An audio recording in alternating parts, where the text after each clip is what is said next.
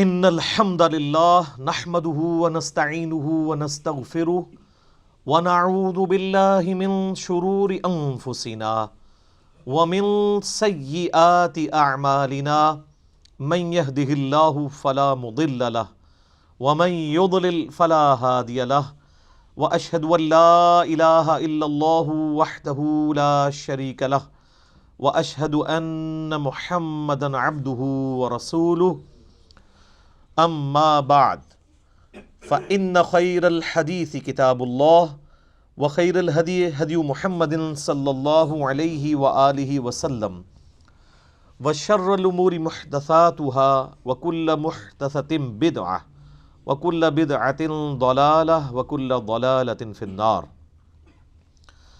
اعوذ بالله السميع العليم من الشيطان الرجيم من همزه ونفخه ونفثه. بسم اللہ الرحمن الرحیم. رب اشرح لی صدری ویسر لی امری واحلل عقدۃ من لسانی یفقہوا قولی. بسم اللہ الرحمن الرحیم. ان اللہ وملائکتہ یصلون علی النبی یا ایہا الذین آمنوا صلوا علیہ وسلموا تسلیما. اللہم صل علی محمد وعلی آل محمد کما صلیت علی ابراہیم وعلی آل ابراہیم انک حمید مجید. اللہم بارک علی محمد وعلی آل محمد کما بارکت علی ابراہیم وعلی آل ابراہیم انک حمید مجید. اللہم ربنا آتنا فی الدنیا حسنۃ وفی الآخرۃ حسنۃ وقنا عذاب النار. لا الہ الا انت سبحانک انی کنت من الظالمین. حسبنا اللہ ونعم الوکیل. یا حی یا قیوم برحمتک استغیث ولا حول ولا قوة الا باللہ العلی العظیم. ربنا آتنا من لدنک رحمۃ وہیئ لنا من امرنا رشدا. آمین. الحمدللہ آج 8 دسمبر 2019 کو قرآن کلاس نمبر 7 میں ہم انشاءاللہ تعالی سورۃ الفاتحہ کا آغاز کرنے جا رہے ہیں. پہلی جو 6 کلاسیں تھیں ہماری قرآن حکیم کے انٹروڈکشن سے ریلیٹڈ تھیں، جس میں میں نے 40 پوائنٹس کو ان ڈیپتھ کور کیا ہے. وہ 6 کلاسیں 55 منٹ کی جو شخص دیکھ لے گا، قرآن کے حوالے سے جتنی بھی بیسک انفارمیشن ہے وہ میں نے 40 علمی پوائنٹس کے اندر اس میں ان ڈیپتھ ڈسکس کی ہے. آج چونکہ قرآن حکیم کا باقاعدہ آغاز ہونے جا رہا ہے، سورۃ الفاتحہ قرآن حکیم کی پہلی سورت ہے اور یہ پورے قرآن کا مقدمہ بھی ہے. اس کو الفاتحہ بھی کہا جاتا ہے، یعنی کھولنے والی، یعنی قرآن اسی سے آ کے کھلتا ہے. یہ قرآن کی چابی ہے. احادیث میں اسے ام الکتاب بھی کہا گیا ہے، بخاری اور مسلم میں. لہٰذا یہ اس چیز کی متقاضی ہے چیز کہ ہم آج کا پورا لیکچر سورۃ الفاتحہ کو کور کریں اور اگلے لیکچر سے ہم انشاءاللہ تعالی سورۃ البقرہ کا آغاز کریں گے. میرے بھائیو، سورۃ الفاتحہ قرآن حکیم کی وہ واحد سورت ہے کہ جس کی فضیلت قرآن میں آئی ہے.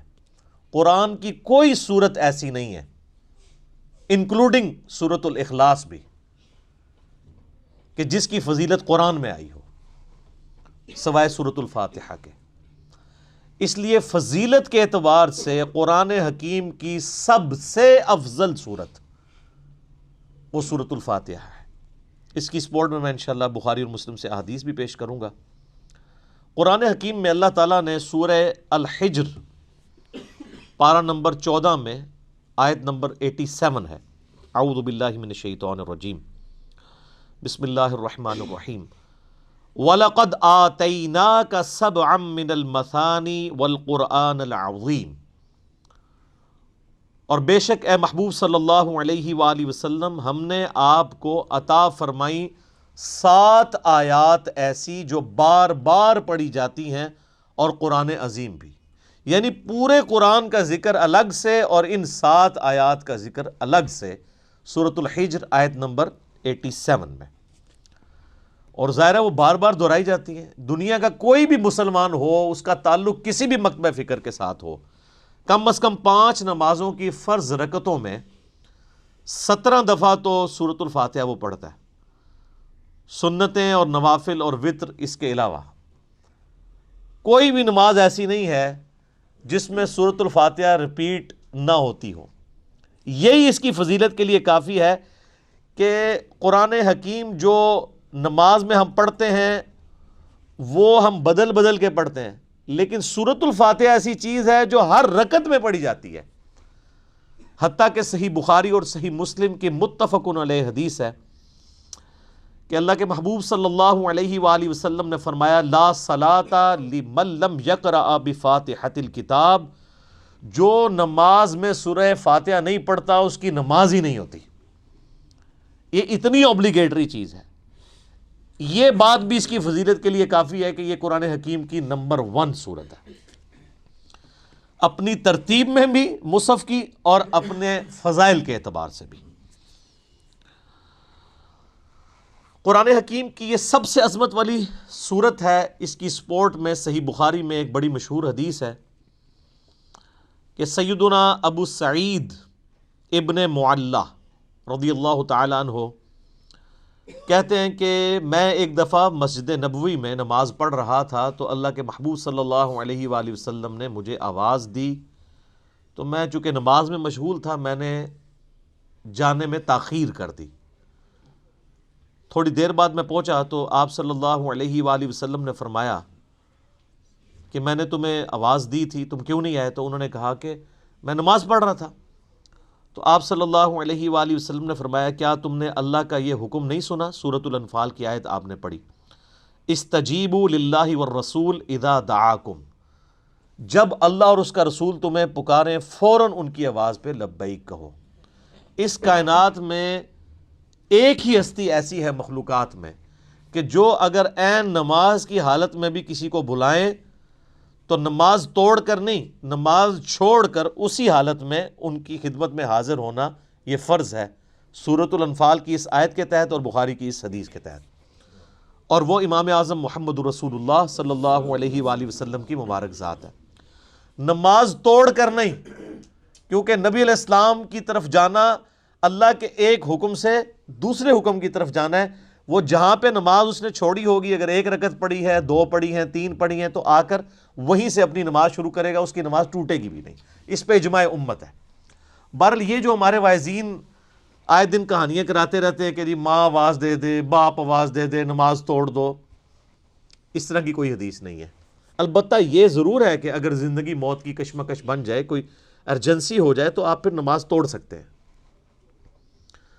لیکن نبی علیہ السلام کے کیس میں اگر بلایا جائے گا تو نماز توڑنی نہیں پڑے گی، بلکہ نماز وہیں پر چھوڑ کر آپ علیہ السلام کا حکم سننا پڑے گا. تو یہ آپ علیہ السلام نے ان کو تھوڑا سا یعنی ڈانٹ پلائی پیار محبت سے. پھر آپ نے اس صحابی کا ہاتھ اپنے ہاتھوں میں پکڑا اور پھر فرمایا کہ میں اس مسجد سے باہر نکلنے سے پہلے تمہیں قرآن حکیم کی سب سے عظیم صورت سکھاؤں گا. آپ علیہ السلام کی عادت تھی کہ آپ اگر کسی کو تھوڑا سا بھی سختی سے پیش آتے تھے تو پھر اس کے ساتھ دل جوئی بھی فرماتے تھے. آپ ہاتھ پکڑے اور فرمایا کہ میں تمہیں ایک تحفہ دوں گا. وہ صحابی کہتے ہیں پھر تھوڑی دیر بعد جب ہم مسجد سے باہر نکلے تو مسجد سے نکلتے ہوئے میں نے نبی علیہ السلام سے کہا یا رسول اللہ اپنا وعدہ پورا کریں، آپ نے مجھے کہا تھا کہ آپ مجھے قرآن کی سب سے عظمت والی صورت تعلیم فرمائیں گے. تو آپ علیہ السلام نے فرمایا کہ وہ صورت ہے الحمد للہ رب العالمین، یعنی سورۃ الفاتحہ. اور پھر آپ علیہ السلام نے ساتھ ہی یہ سورہ حجر کی آیت نمبر 87 بھی پڑھی کہ یہ وہ جو قرآن حکیم میں آیا ہے وَلَقَدْ آتَيْنَاكَ سَبْعًا مِّنَ الْمَثَانِ وَالْقُرْآنَ الْعَظِيمِ، یہ ہے وہ صورت جو قرآن حکیم میں اللہ نے مجھے عطا کی، جو 7 آیات بار بار دہرائی جاتی ہیں. اور پھر آپ علیہ السلام کے بخاری میں الفاظ ہیں یہ ام الکتاب ہے، یہ قرآن کی ماں ہے، قرآن کی جڑ اس میں ہے، اسی سے پورے قرآن کا درخت نکل رہا ہے. فاتحہ بھی ہے، ام الکتاب بھی ہے، اور یہ وہ 7 آیات ہیں جو سورہ ہجر میں آئی ہیں۔ تو سورہ ہجر کی اس آیت کے کانٹیکسٹ میں کتاب التفسیر چیپٹر میں امام بخاری اس حدیث کو لے کر آئے ہیں۔ یہ حدیث کافی ہے اس کی فضیلت کے لیے۔ اچھا، یہ تو سورہ اعظم تھی نا قرآن کی۔ قرآن کی ایک آیت بھی ہے جو اعظم ہے، وہ صحیح مسلم میں حدیث ہے۔ ابی ابن کعب، جن کے بارے میں بخاری مسلم میں آتا ہے کہ 4 بندوں سے قرآن سیکھو، ان میں ایک عبداللہ ابن مسعود ہیں اور ایک ابی ابن کعب ہیں اور سیدنا سالم ہیں، یہ ان میں سے ایک ہیں۔ تو ابی ابن کعب کہتے ہیں کہ نبی علیہ السلام نے مجھ سے ایک دن پوچھا کہ جانتے ہو کہ قرآن کی سب سے اعظم آیت کون سی ہے؟ تو انہوں نے کہا یا رسول اللہ صلی اللہ علیہ وآلہ وسلم، میرے اندازے کے مطابق قرآن حکیم کی سب سے عظیم آیت اللہ لا الہ الا هو الحی القیوم، آیت الکرسی، سورہ بقرہ کی آیت نمبر 255 ہے۔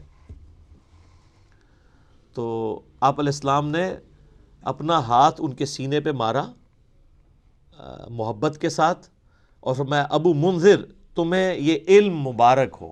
یعنی نبی علیہ السلام نے ان کے علم کے اوپر ان کی تحسین فرمائی کہ تمہیں میرے بتائے بغیر تم نے صحیح اندازہ لگایا کہ قرآن حکیم کی سب سے اعظم سورت جو آیت ہے وہ آیت الکرسی ہے۔ بخاری سے پتہ چلا کہ سب سے اعظم سورت سورۃ الفاتحہ ہے، مسلم شریف سے پتہ چلا سب سے اعظم آیت الکرسی ہے۔ تو اس سے یہ بات بھی کلیئر ہوگی کہ جو لوگ کہتے ہیں نا وہ احادیث میں ہے سواد اعظم، وہ سب سے بڑا گروہ جو ہے اس کو پکڑ لینا، اور وہ سب سے بڑا گروہ ہر ملک میں ڈیفرنٹ ہوتا ہے۔ یعنی آپ بنگلہ دیش میں جائیں گے تو وہاں سب سے بڑا گروہ دیوبندی ہے، پاکستان میں سب سے بڑا گروہ بریلوی ہے، سعودیہ میں چلے جائیں گے اہل حدیث بڑا گروہ ہے، ایران میں چلے جائیں گے شیعہ بڑا گروہ ہے۔ تو وہاں اعظم سے مراد تعداد میں بڑا نہیں ہے، عظمت میں بڑا۔ ورنہ سورۃ الفاتحہ کی تو 7 آیات ہیں اور سورہ بقرہ کی 286، تو وہ ہونی چاہیے تھی سورہ اعظم۔ اور آیت الکرسی سے بھی لمبی ایک آیت جو ہے وہ آیت دین جو ہے سورہ بقرہ کے اندر موجود ہے۔ تو یہ عظمت کا ذکر ہو رہا ہے۔ اچھا میرے بھائیو، صحیح مسلم میں ایک اور حدیث ہے، ابن عباس رضی اللہ تعالیٰ عنہما کہتے ہیں کہ نبی علیہ السلام کے پاس ایک دفعہ جبرائیل علیہ السلام بیٹھے ہوئے تھے۔ ظاہر صحابہ نے نہیں دیکھا، آپ علیہ السلام نے بتایا۔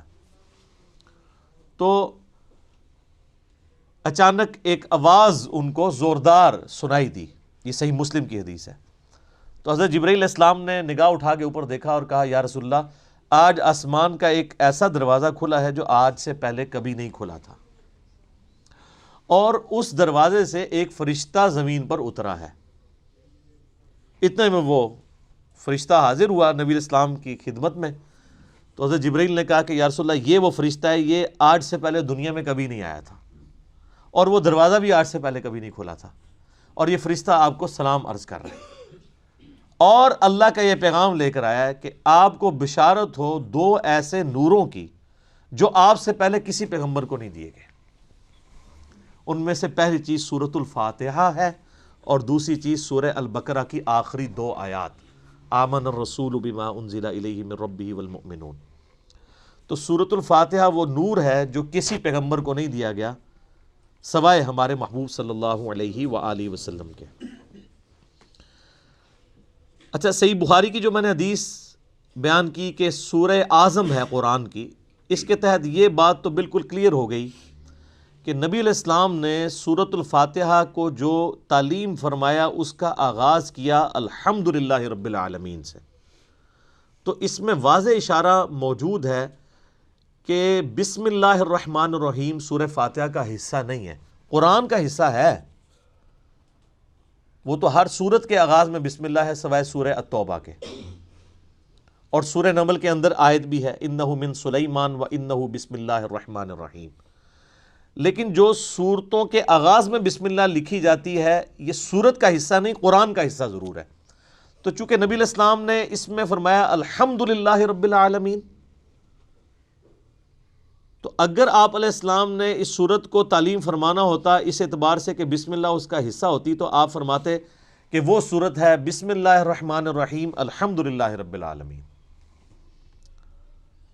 تو یہ اس بات کو تقویت دیتی ہے کہ بسم اللہ سورہ فاتحہ کا حصہ نہیں. لیکن نماز میں ہم پڑھتے ہیں، اس کے ساتھ پڑھیں گے، لیکن حصہ نہیں ہے.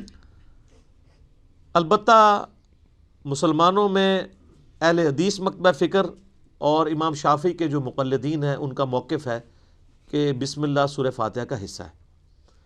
اہل تشیع کا بھی یہی موقف ہے. اسی لیے آپ اگر شیعہ کے چھپے ہوئے قرآن دیکھیں گے اور اہل حدیثوں کے، اب یہ میرے ہاتھ میں جو قرآن ہے یہ سعودیہ سے چھپا ہوا ہے، یہ اہل حدیث کا ہے، اس میں بھی بسم اللہ الرحمن الرحیم کو پہلی آیت انہوں نے ڈکلیئر کیا ہوا ہے اور الحمدللہ رب العالمین کو دوسری آیت. امام حنیفہ رحمہ اللہ تعالی اور کئی ایک ائمہ کا یہ موقف ہے کہ سورہ فاتحہ کا حصہ نہیں ہے بسم اللہ. میرے نزدیک امام ابو حنیفہ رحمہ اللہ کا موقف احادیث کی روشنی میں مضبوط ہے، کیونکہ نبی علیہ السلام سورہ فاتحہ کا اعلان کرتے ہوئے اس کو الحمدللہ رب العالمین سے بتا رہے ہیں. اس سے بھی بڑھ کر دلیل ایک صحیح مسلم کی حدیث ہے، بڑی رکت انگیز حدیث ہے، اور وہ حدیث قدسی آپ نے اکثر سنی ہوگی. سیدنا ابو ہریرہ رضی اللہ تعالیٰ عنہ کہتے ہیں کہ اللہ کے محبوب صلی اللہ علیہ وآلہ وسلم نے فرمایا اس شخص کی نماز ناقص ہے، ناقص ہے، ناقص ہے جو سورہ فاتحہ نہیں پڑھتا نماز میں. تو کچھ تابعین نے عرض کیا کہ ابو ہریرہ جب ہم امام کے پیچھے ہوتے ہیں پھر ہم کیا کریں؟ تو انہوں نے کہا اقرأ بہا فی نفسک، تم پھر اپنے جی میں آہستہ آہستہ پڑھ لیا کرو. وہ جز القراء امام بخاری کی کتاب میں آتا ہے کہ وہ آپ نے جب امام سکتے کرتا ہے ان سختوں کے دوران پڑھنی ہے، امام کے ساتھ نہیں پڑھنی. اب یہ الگ سے ایک ٹاپک ہے، میں آج اس کو ڈسکس نہیں کروں گا. میرا یوٹیوب پہ کلپ ہے امام کے پیچھے فاتحہ اور اس کے ساتھ نیو لکھا ہوا ہے، اس میں نے موقف بیان کیا ہے. اور پھر نبی علیہ السلام نے فرمایا حدیث قدسی، یعنی اللہ کا فرمان بزبان محمد رسول اللہ صلی اللہ علیہ وآلہ وسلم، کہ اللہ تعالیٰ فرماتا ہے قسمت الصلاۃ بینی و بین عبدی نصفین. اچھا، یہ حدیث شیعہ کے ہاں بھی پائی جاتی ہے جو میں بیان کر رہا ہوں صحیح مسلم کی، اب کہ میں نے نماز اپنے اور اپنے بندے کے درمیان برابر تقسیم کر لی ہے، نصف میرے لیے ہے اور نصف میرے بندے کے لیے. اور نماز کسے کہا؟ سورہ فاتحہ کو، پوری نماز. پھر اللہ تعالیٰ نے فرمایا، نبی علیہ السلام فرماتے ہیں کہ جب میرا بندہ کہتا ہے الحمدللہ رب العالمین تو میں کہتا ہوں میرے بندے نے میری حمد بیان کی، میری تعریف کی. جب وہ کہتا ہے الرحمن الرحیم تو میں کہتا ہوں میرے بندے نے میری ثنا کی. جب وہ کہتا ہے مالک یوم الدین تو میں کہتا ہوں میرے بندے نے میری تمجید بیان کی، میری بزرگی کا اعتراف کر لیا. اور جب وہ کہتا ہے ایاک نعبد و ایاک نستعین تو یہ میرے اور میرے بندے کے درمیان کامن عہد اور بانڈ ہے. جو میرے بندے نے مجھ سے مانگا میں نے اسے دیا. اور جب میرا بندہ کہتا ہے اہدنا الصراط المستقیم صراط الذین انعمت علیہم غیر المغضوب علیہم ولا الضالین آمین، تو میرے بندے نے جو مجھ سے مانگا اس دعا میں نے اسے عطا کر دیا.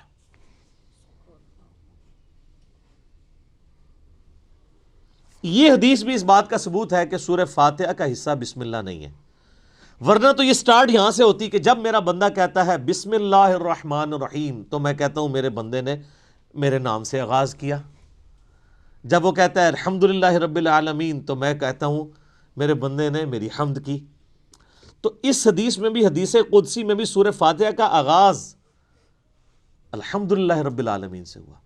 لہذا اہل تشیع اور اہل سنت میں اہل حدیث اور شافعی ہیں جو شوافع، ان کا موقف مضبوط نہیں ہے اس مسئلے میں. امام حنیفہ رحمہ اللہ کا موقف اس مسئلے میں، جہاں کئی مسئلوں میں ان کے موقف غلط ہے، اس مسئلے میں ان کا موقف ٹھیک ہے کہ سورہ فاتحہ کا حصہ نہیں ہے بسم اللہ. اس سے بھی بڑھ کر بخاری و مسلم میں حدیث ہے، انس ابن مالک کہتے ہیں میں نے پوری زندگی نبی علیہ السلام کے پیچھے نماز پڑھی، اس کے بعد حضرت ابو بکر کے پیچھے، پھر حضرت عمر کے پیچھے، پھر حضرت عثمان کے پیچھے. میں نے ان چاروں میں کسی کو بھی قرات کا آغاز نماز میں بسم اللہ سے کرتے ہوئے نہیں سنا، ہمیشہ الحمدللہ رب العالمین سے سنا۔ وہ ثنا تو خاموشی سے پڑھی جاتی ہے نا، اور بسم اللہ بھی۔ قرات کا آغاز وہ کرتے تھے الحمد سے، اس کا مطلب ہے کہ وہ سورہ فاتحہ سے اسے الگ سمجھتے تھے۔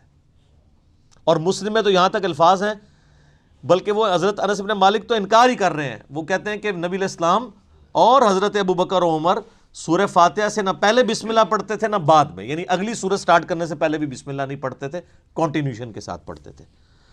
بعض محدثین نے اس کی توجیہ بیان کی کہ اس سے مراد ہے کہ بلند آواز سے نہیں پڑھتے تھے، کیونکہ ثنا اور بسم اللہ آہستہ آواز سے پڑھنا تو ثابت ہے، تو آہستہ آواز سے پڑھنا ہی اس بات کی دلیل ہے کہ اس کو فاتحہ سے الگ کر کے پڑھتے تھے، لہٰذا وہ فاتحہ کا حصہ نہ ہوا۔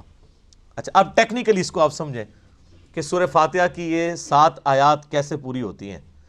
مسلم میں جو یہ ہے نا الفاظ کے آدھی میرے لیے آدھی میرے بندے کے لیے، تو پھر سورہ فاتحہ آدھی ہوتی ہوگی نا کہیں پہ، کیونکہ آدھی میرے لیے اور آدھی میرے بندے کے لیے، تو آئیں پھر آدھی کر کے دیکھ لیتے ہیں۔ وہ سٹارٹ ہو رہا ہے اس حدیث میں، جب میرا بندہ کہتا ہے الحمدللہ رب العالمین، تو میں کہتا ہوں میرے بندے نے میری حمد کی، الرحمن الرحیم میرے بندے نے میری ثنا کی، مالک یوم الدین میرے بندے نے میری بزرگی کا اعتراف کیا۔ 3 آیتیں ہوگی۔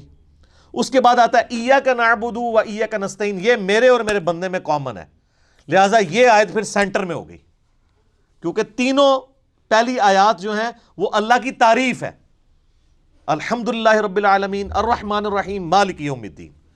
ایاک نعبد و ایاک نستعین عہد ہے، اور کہا یہ کامن ہے، مراد یہ سینٹر میں ہے۔ اور اس کے بعد جتنی چیزیں وہ دعائیں ہیں، اہدنا الصراط المستقیم، یہ بندے کی ہو گئی، صراط الذین انعمت علیہم غیر المغضوب علیہم ولا الضالین آمین، یہ 3 آیات اللہ سے دعا ہوئی، یہ بندے کے لیے، اور اس میں الفاظ ہیں جو میرے بندے نے مانگا میں نے دے دیا۔ پہلی 3 اللہ کی ثنا، اور سینٹر والی ایاک نعبد و ایاک نستعین کامن بانڈ۔ ٹھیک ہو گیا؟ اس سے بھی مزے کی بات، ایاک نعبد و ایاک نستعین بھی سینٹر ہو جاتی ہے، یہ ایک آیت ہے نا، ایاک نعبد، اے اللہ ہم تیری عبادت کرتے ہیں، یہ بھی اللہ کی تعریف، و ایاک نستعین، اور دعا تجھ سے کرتے ہیں۔ واؤ پہ آگے سینٹر بنتا ہے، اس واؤ سے پہلے 3.5 آیات اس طرف ہیں اور 3.5 آیات اس طرف ہیں، یہ بالکل سینٹر بنتی ہے واؤ، ایاک نعبد، اور وہ اسی لیے حدیث میں ہے نا یہ کامن ہے۔ کامن کیوں ہے؟ ایاک نعبد میرے بندے نے میری عبادت کی، و ایاک نستعین میرے بندے نے مجھ سے مانگا، اور کیا مانگا؟ اہدنا الصراط المستقیم صراط الذین انعمت علیہم غیر المغضوب علیہم ولا الضالین آمین۔ تو یہ اتنی مضبوط دلیل ہے، یہ جتنے دلیل کیا کتنے دلائل میں نے سامنے رکھ دی ہیں کہ جس کے بعد کوئی گنجائش نہیں رہتی کہ کوئی بندہ ہٹ درمی پہ اور ضد پہ آ جائے۔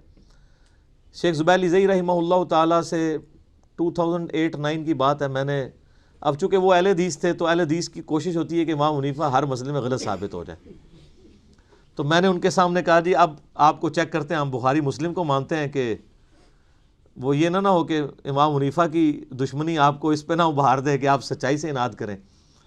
تو مجھے کہتے ہیں جی وہ بسم اللہ حصہ ہے فاتحہ کا۔ میں نے کہا جی یہ واضح احادیث ہیں، یہ میں نے سارے دلائل آپ کو بھی سن کے اندازہ ہو گیا ہوگا، اس کے بعد کوئی بندہ یا مان سکتا ہے یا چھڑولی چھوڑ سکتا ہے آگے سے، بالکل واضح بات ہے۔ تو ان باتوں کا ان کے پاس کوئی جواب نہیں تھا۔ وہ کہتے ہیں نہیں امام شافعی، میں نے کہا امام شافعی کو چھوڑیں، آپ کہتے ہیں کتاب و سنت، اب آپ کہہ رہے ہیں امام شافعی کہتے ہیں بسم اللہ حصہ ہے۔ ہم آپ کو بخاری مسلم سے ثابت کر رہے ہیں کہ سورہ فاتحہ کا حصہ نہیں ہے بسم اللہ۔ بہرحال نماز میں بھی پڑھیں گے، قرآن میں بھی پڑھا جائے گا، قرآن کا حصہ ہے سورہ فاتحہ سے پہلے پڑھنا، اور نماز میں بھی ہم بسم اللہ پڑھنا سنت ہے، بسم اللہ پڑھ کے ہی سورہ فاتحہ پڑھی جاتی ہے۔ جب بالکل پہلی دفعہ پڑھی جائے گی پھر تو اعوذ باللہ بھی پڑھا جائے گا، یہ بھی ذہن میں رکھیے گا۔ پہلی رکعت میں تو اعوذ باللہ سے بھی سٹارٹ کریں گے، باقی رکعتوں میں صرف بسم اللہ سے۔ کیوں؟ قرآن جب بھی پڑھا جائے گا نا تو اعوذ باللہ سے آغاز ہوگا، ایون آپ نے قرآن پڑھتے پڑھتے تلاوت روک دی، بند کی، کسی سے گپ شپ کی، دوبارہ پڑھیں گے تو اعوذ باللہ سے۔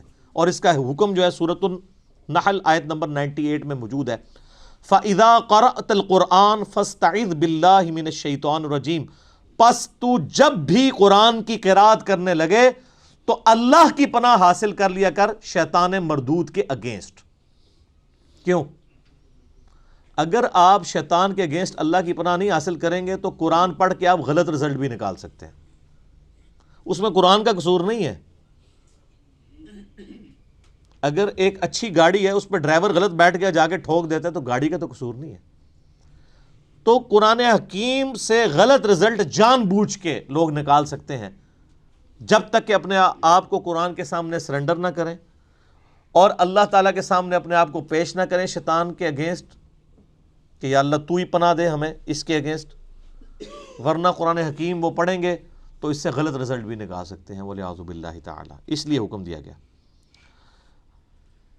اچھا، بخاری مسلم کی ایک حدیث بڑی مزے کی ہے۔ صحابہ کرام کا قافلہ کہیں جا رہا تھا، راستے میں انہوں نے ایک جگہ پانی کے لیے پڑاؤ کیا، تو وہاں پہ ایک قبیلہ آباد تھا، انہوں نے صحابہ کرام کی کوئی مہمان نوازی نہیں کی، لیکن اسی دوران ان کے قبیلے کے سردار کو ایک سانپ یا بچھو نے ڈس لیا۔ یہ حدیث بخاری میں بھی ہے اور مسلم میں بھی۔ تو جب وہ سانپ اور بچھو نے ڈس لیا تو وہ صحابہ کرام کے پاس آئے اور کہا کہ تم میں سے کوئی ایسا ہے جو جھاڑ پھونک کر سکتا ہو، دم ڈال سکتا ہو زہریلے جانور کا؟ تو ایک صحابی نے کہا ہاں مجھے ایک دم آتا ہے، لیکن میں یہ بکریوں کا پورا ریوڑ اس کے عوض معاوضہ لوں گا۔ مرتے کیا نہ کرتے، پھنسے ہوئے تھے، انہوں نے کہا ٹھیک ہے۔ اس نے جا کے دم ڈالا سورہ فاتحہ پڑھ کے، تو حدیث کے الفاظ ہیں وہ بندہ اس طرح ہو گیا جیسے مردہ زندہ ہو جاتا ہے اس کے اثر سے، دم کے۔ بکریوں کا ریوڑ والے کیا۔ اب صحابہ کرام میں اختلاف ہو گیا، ایک گروہ نے کہا کہ یہ تو آپ نے قرآن پڑھنے کی اجرت لے لی ہے، یہ تو حرام ہے، زیادہ پرہیزگار لوگ بھی ہوتے ہیں نا۔ دوسروں نے کہا نہیں ہم نے معاوضہ لیا، بالکل ٹھیک ہے۔ بہرحال یہ طے پایا کہ نبی علیہ السلام سے جا کے فیصلہ کروائیں گے۔ آپ علیہ السلام کے پاس آئے تو آپ صلی اللہ علیہ وآلہ وسلم نے پہلے تو اس کی تحسین کی کہ تو نے یہ بہت بڑی انوینشن کی ہے، تجھے کس نے بتا دیا کہ سورہ فاتحہ میں اتنی شفا ہے؟ سورہ فاتحہ شفا بھی دیتی ہے۔ اور پھر آپ علیہ السلام نے فرمایا ان احق ما اخذتم علیہ اجرا کتاب اللہ، سب سے بہترین چیز جس کے اگینسٹ تم معاوضہ طلب کر سکتے ہو وہ اللہ کی کتاب ہے۔ اور پھر آپ علیہ السلام نے فرمایا کہ وہ جو بکریاں لی ہیں نا اس میں سے کچھ حصہ مجھے بھی دو تاکہ امت کے لیے کنفرم ہو جائے کہ یہ مال حلال ہے۔ انہی حدیث کے تحت قرآن حکیم کی جو تعلیم کی اجرت ہے نا، نمازیں پڑھانے کی اجرت نہیں میں بات کر رہا، قرآن کی تعلیم کی اجرت لینا وہ جائز ہے ایز اے ٹیچر۔ جیسے آپ باقی علوم حاصل کرتے ہیں تو پیمنٹ کرتے ہیں نا، چاہے ٹیوشن کے لیے جائیں یا اسکول کے لیے، ویسے ہماری طرح بغیر پیسے لیے پڑھائیں وہ تو بہت اعلیٰ درجے کی چیز ہے۔ تو اسی کے تحت جو ہے نا وہ آپ علماء سے پوچھیں نا نمازیں پڑھانے کی تنخواہ لے رہے ہیں، وہ کہتے ہیں نہیں نہیں نہیں ہم تو تعلیم کی لیتے ہیں، اور تعلیم دیتے بھی کوئی نہیں۔ اب تو بچوں کو لوگوں نے بھیجنا ہی چھوڑ دیا مسجد کے اندر۔ تو بل ایسی مساجد جہاں پر ٹیچرز جو ہیں وہ قرآن حفظ کر رہے ہیں، قرآن کی تعلیم دے رہے ہیں، اور پیرلل میں وہی ٹیچرز باری باری نماز پڑھاتے ہیں، تو وہ تو بغیر تنخواہ کے پڑھا رہے ہیں، وہ تنخواہ تو تعلیم کی لے رہے ہیں۔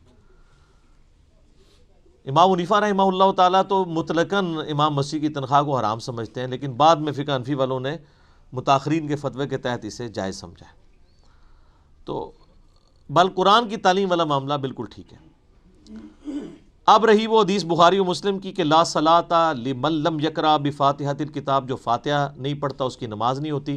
اس پہ میرا آپ کلپ نیو امام کے پیچھے فاتحہ والا دیکھ لیں، میں نے یہ ثابت کیا ہے دلائل کی روشنی میں، پھر 20-25 منٹ اور لگ جائیں گے، کہ اگر تو جہری نمازیں ہیں تو آپ امام کی قرات غور سے سنیں گے، وہ قرآن کا حکم ہے واضح سورۃ الاعراف میں، وَإِذَا قُرِئَ الْقُرْآنُ فَاسْتَمِعُوا لَهُ وَأَنصِتُوا لَعَلَّكُمْ تُرْحَمُونَ، جب قرآن کی تلاوت ہو رہی ہو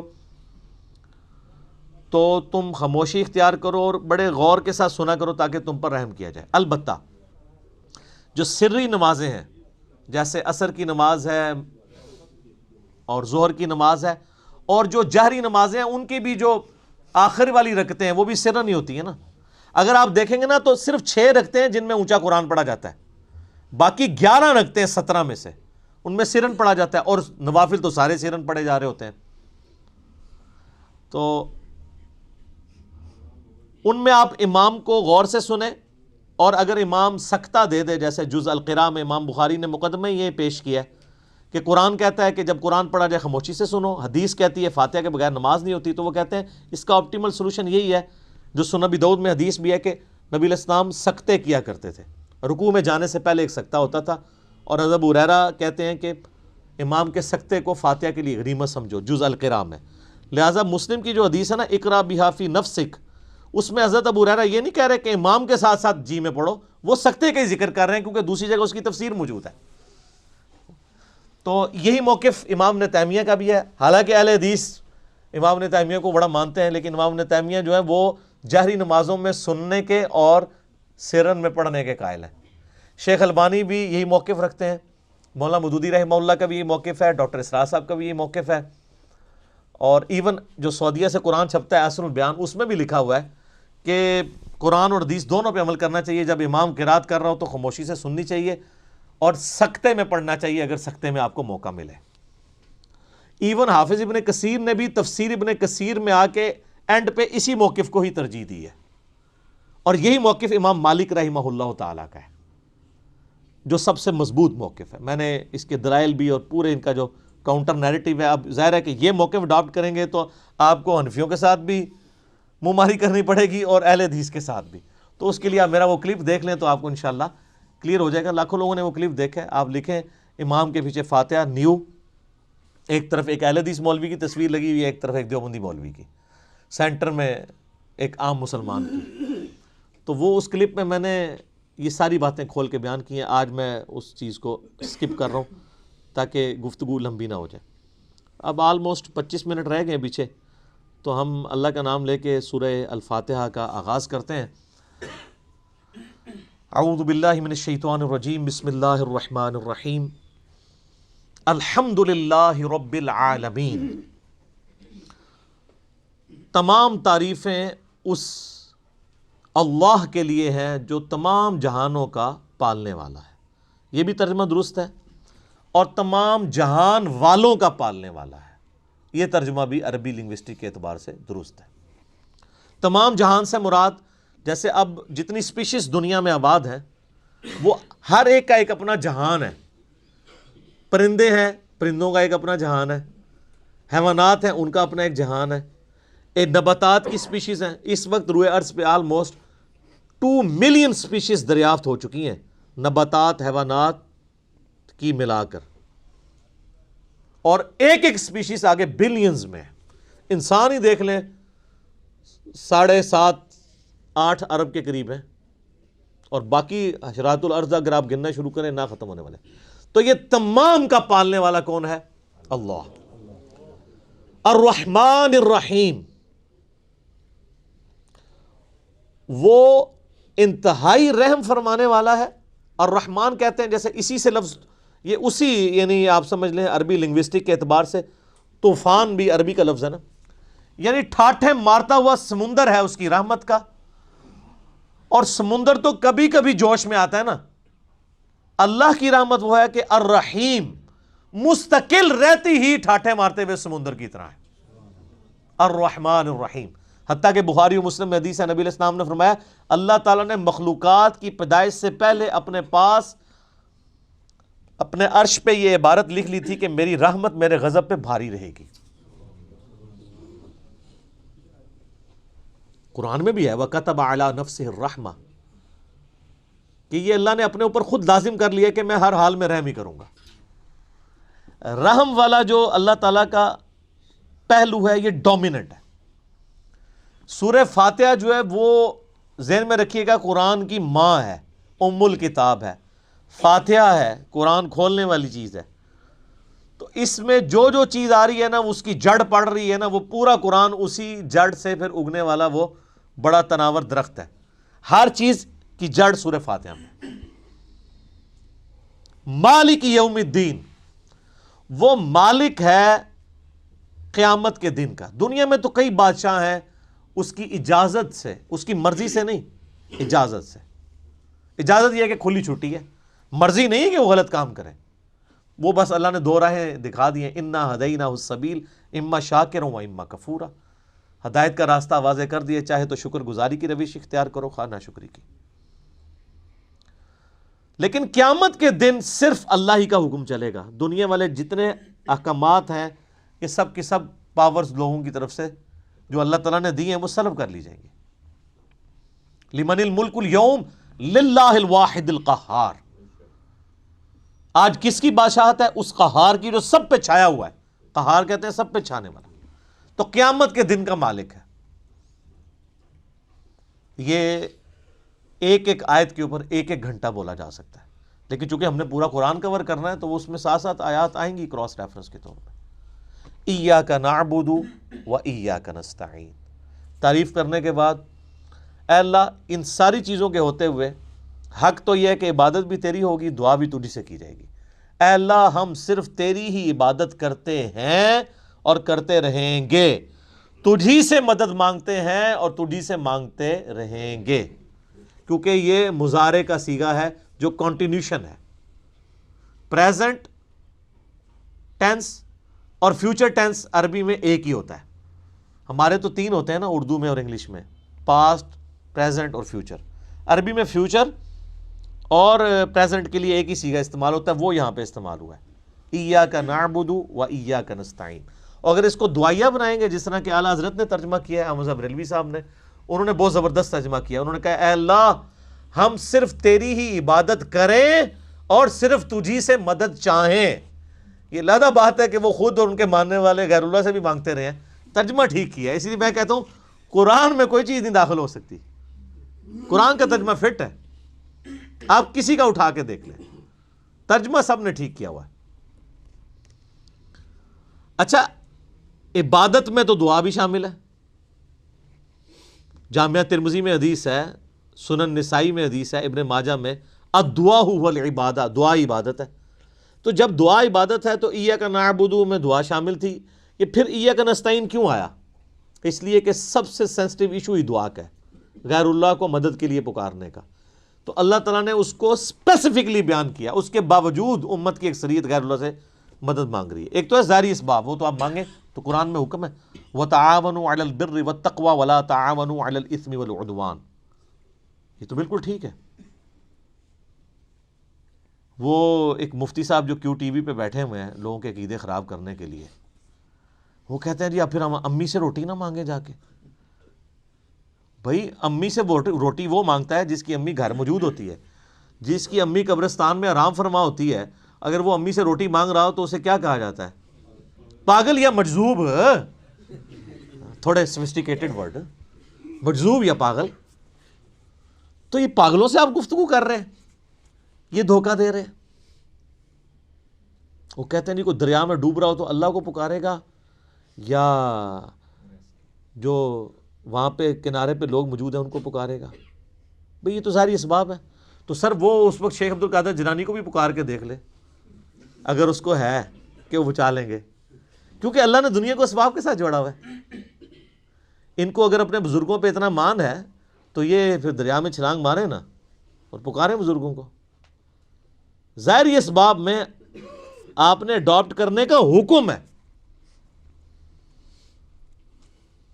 ہاں جو دعا مانگی جائے گی بغیر اسباب کے، آپ جو غائب میں مدد کے لیے پکار رہے ہوتے ہیں، مثلا یہاں بیٹھے میں ان کو کہتا ہوں مجھے پانی پلا دیں، بالکل ٹھیک ہے. لیکن یہ بغداد میں قبر کے اندر ہے، میں کہتا ہوں مجھے پانی پلا دیں، وہی جملہ شرک میں لے جائے گا.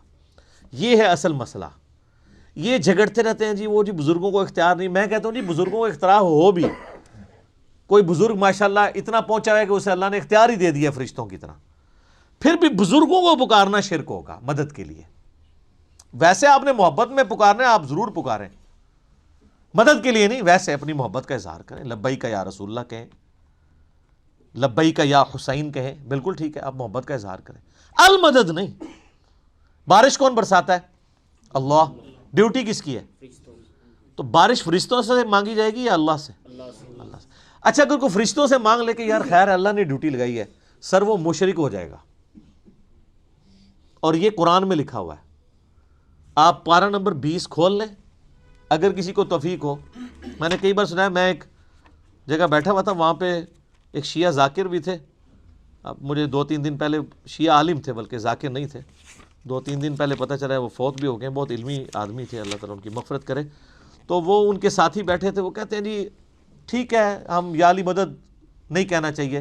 لیکن جو یالی مدد کہتا ہے آپ اسے کیوں کہتے ہیں وہ شرک کر رہا ہے؟ میں نے کہا اس لیے قرآن میں لکھا ہے. تو میں نے یہ آیت سورہ النمل کی آیت نمبر 62 پارہ نمبر 20 کے آغاز میں اَمَّن يُجِيبُ الْمُضْطَرَّ إِذَا دَعَاهُ وَيَكْشِفُ السُّوءَ وَيَجْعَلُكُمْ خُلَفَاءَ الْأَرْضِ أَإِلَٰهٌ مَّعَ اللَّهِ. بھلا بتاؤ تو کون ہے جو مصیبت میں گھرے ہوئے شخص کی فریاد کو سنتا ہے اور اس کی تکلیف اس سے دور کرتا ہے اور تمہیں اپنے ماں باپ کے مرنے کے بعد خلیفہ کرتا ہے اس زمین پر. أَإِلَٰهٌ مَّعَ اللَّهِ. کیا اللہ کے ساتھ کوئی اور الہ بھی ہے جس کی یہ کوالٹی ہو؟ قلیلا ما تذکرون. بڑے کم لوگ ہی نصیحت پکڑتے ہیں. تو میں نے کہا اللہ تعالیٰ کہہ رہا ہے کہ جس کے بارے میں تمہارا یہ عقیدہ ہے نا کہ وہ مصیبت اور پریشانی میں تمہارا مشکل کشا ہے تو گویا الہ ہے وہ. اور سب سے پہلے تو مولا علی ان کے گریبان پکڑیں گے جنہوں نے مولا علی کے بارے میں عقیدہ گھڑ لیا. مولا علی بھی اپنی نمازوں میں اللہ کو پکارتے تھے. مولا علی کا ماننے والا بھی وہ ہوگا جو اللہ کو پکارے گا. پھر بڑے بڑے دھوکے ہیں جی ان کے. وہ کہتے ہیں جی وہ جی غیر اللہ سے مدد کہتے ہیں حرام ہے. اور کون کہتا ہے غیر اللہ سے مدد حرام ہے؟ آپ یہودی سے بھی مدد لیں. بخاری مسلم میں حدیث ہے نبی علیہ السلام جب فوت ہوئے ہیں آپ کی زرہ ایک یہودی کے پاس گروی رکھی ہوئی تھی لیکن جو سامنے موجود نہیں اس سے تو نہیں آپ اسباب کے طور پہ مدد لے سکتے. وہ جی قرآن میں غیر اللہ سے مدد کہا ہے کدھر ہے جی؟ وہ کہتے ہیں وَاسْتَعِينُوا بِالصَّبْرِ وَالصَّلَاةِ. نماز اور صبر سے اللہ کی مدد چاہو. تو وہ مدد تو اللہ کی چاہ رہے ہیں یا یہ کہہ رہے ہیں کہ المدد یا نماز میری مشکل کشا، المدد یا صبر مشکل کشا. آگے نہیں پڑھتے ان اللہ مع الصابرین، صبر کرنے والوں کے ساتھ اللہ ہوگا. وہ کہتے ہیں جی حضرت عیسیٰ علیہ السلام نے کہا تھا من انصاری اللہ، کون ہے جو اللہ کے لیے میرا مشکل کشا بنے؟ وہ تو ظاہری اسباب میں. ہمارے نبی علیہ السلام کے بھی صحابہ آپ کے جو ساتھی تھے وہ آپ کے اسباب میں آپ کے مشکل کشا تھے، لیکن وہ والا مشکل کشا نہیں کہ جو آپ وہ سمجھ رہے ہیں. ورنہ اگر نبی کا مشکل کشا صحابہ اکرام تھے تو پھر تو ان کا مرتبہ اوپر ہو گیا. تو وہ صرف صحابہ مشکل کشا نہیں تھے، وہ یہودی جس نے نبی علیہ السلام کی زرہ گروی رکھ کے آپ کو کچھ دیا تھا وہ بھی مشکل کشا ہے. اور سب سے بڑا مشکل کشا سورج ہے. سورج اگر ختم ہو جائے تو زمین پہ نہ نباتات اپنا اگ سکتی ہیں، نہ حیوانات ان نباتات کو کھائیں گے. سب کچھ ختم ہو جائے گا. دنیا میں ہواؤں کا چلنا، موسموں کا بدلنا، یہ سب کچھ سورج کی وجہ سے ہے. تو کوئی کہتا ہے المدد یا سورج. کسی کے ذہن میں یہ وہم بھی آتا ہے کہ سورج مشکل کشا ہے، حالانکہ آپ کے بزرگ تو کچھ بھی نہیں کر سکتے جو کچھ سورج کر رہا ہے، اور سورج کو موت بھی نہیں ہے، یہ آپ کے بابے مر چکے ہیں. تو کہیں نا المدد یا سورج. کہیں گے نہیں جی سورج کا کیا کمال ہے، وہ تو اللہ نے اس کی ڈیوٹی لگائی ہوئی ہے تو ہم اس کو کیوں پکارے، ہم اللہ کو کیوں نہ پکارے؟ تو بابوں کی بھی اگر ڈیوٹی لگی ہوئی ہے تو بابوں کو نہ پکارو. ویسے ڈیوٹی کو نہیں لگی ہوئی، اگر لگی بھی ہو for the sake of argument, تمہاری جعلی جو دلائل ہیں اس پہ ایگری کرتے ہوئے، پھر بھی ان کو نہیں آپ پکارو گے. شرک ہو جائے گا اور ناقابل معافی جرم ہو جائے گا. یہ اتنے سارے انہوں نے دھوکے دیے ہوئے ہیں اور زیادہ تر ظاہری اسباب کے ذریعے دے رہے ہوتے ہیں. وہ جی صحیح بخاری میں حدیث ہے ایک صحابی کی پنڈلی ٹوٹ گئی، وہ حضور کے پاس حاضر ہوا، آپ علیہ السلام نے ہاتھ پھیرا. بالکل ٹھیک ہے، لیکن آج اگر کسی کی پنڈلی ٹوٹے گی تو نبی علیہ السلام تو دنیا میں موجود نہیں ہے. اور اگر آپ کو اتنا شوق ہے تو آپ اپنی پنڈلی توڑیں، آپ کو روضہ شریف پہ لے جاتے ہیں، پتہ چل جائے گا جڑتی ہے کہ نہیں. نبی علیہ السلام دنیا میں موجود ہوں، ہم دعا کروانے کے لیے اپنے مسائل ان کے سامنے لے کے جائیں گے.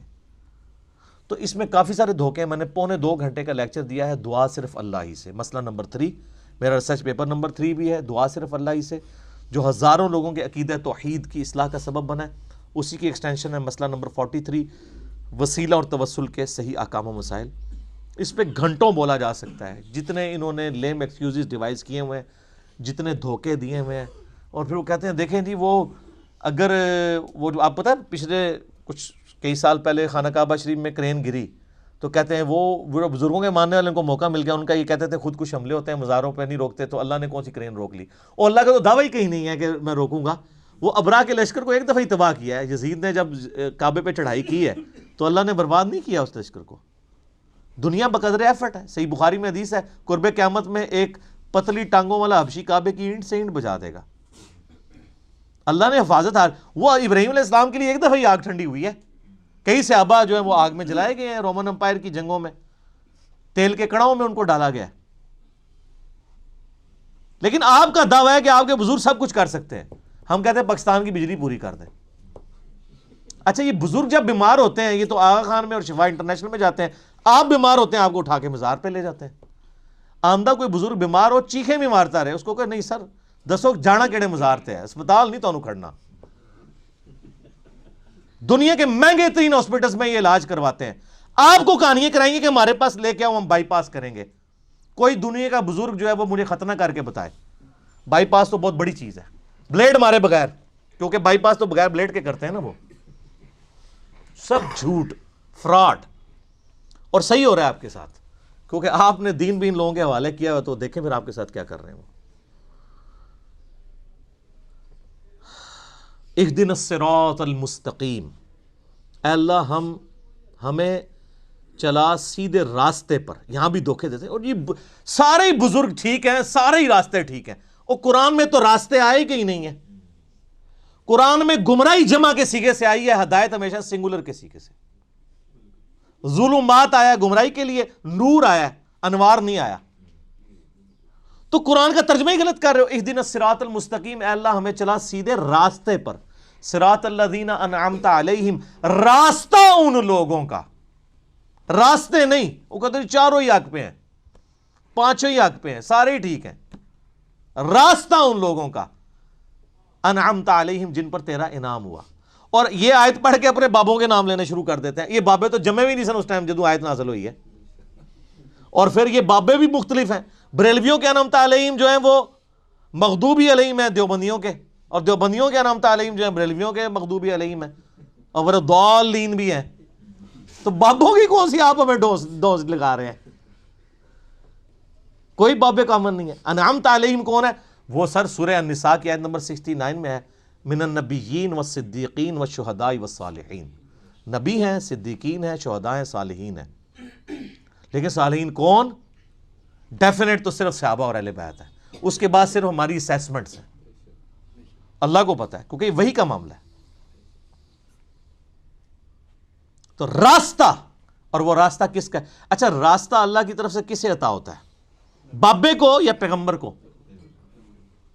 اللہ کے کھاتے میں تو بابا کوئی ہوتا ہی نہیں ہے، پیغمبر ہی ہوتے ہیں، باقی سب فالوور ہوتے ہیں. لیڈر ایک، یہاں تو ان کو انہوں نے لیڈر بنا دیا ہوا نا، یہ فالوور تھے. اور وہ سر مسند احمد میں صحیح سند سے حدیث ہے، مشکات کی آپ کو پہلی جلد میں ملے گی. نبی علیہ السلام نے زمین پہ ایک لکیر کھینچی، ارد گرد ٹیڑھی لکیریں کھینچی، اور آپ نے وہ سیدھی لکیر پر انگلی رکھ کے سورہ الانعام کی آیت پڑھی، وَأَنَّ هَذَا صِرَاطِي مُسْتَقِيمًا، اور یہ کہ یہ ہے سیدھا راستہ جو میرا ہے، جو بالکل سیدھا ہے، مستقیم ہے. اسی کی پیروی کرو، ادھر ادھر کے راستوں کی پیروی مت کرنا، وہ تمہیں بہکا دیں گے. یہ ہے وہ چیز جس کی اللہ تمہیں وصیت کرتا ہے. یہ آیت آپ علیہ السلام نے پڑھی اور اپنے راستے کو کہا یہ سیدھا راستہ ہے. تو سیدھا راستہ نبی علیہ السلام کا ہے. انعام یافتہ لوگوں کا راستہ نہیں ہے سیدھا. وہ تو بیچارے خود راستے پہ چل رہے ہیں. یہ کہتے ہیں ان کے پیچھے چلے. نہیں نہیں نہیں نہیں، ان کے پیچھے نہیں، اس راستے پہ چلنا ہے جس راستے پہ وہ چل رہے ہیں. ان کے پیچھے نہیں چلنا، نبی علیہ السلام کے پیچھے چلنا ہے. کیونکہ وہ تو پھر آپ خود ہی میں سناتے ہیں، شیخ عبد القادر جیلانی کے پاس شیطان آیا، اس نے کہا عبد القادر تیری ساری نمازیں معاف ہیں جی.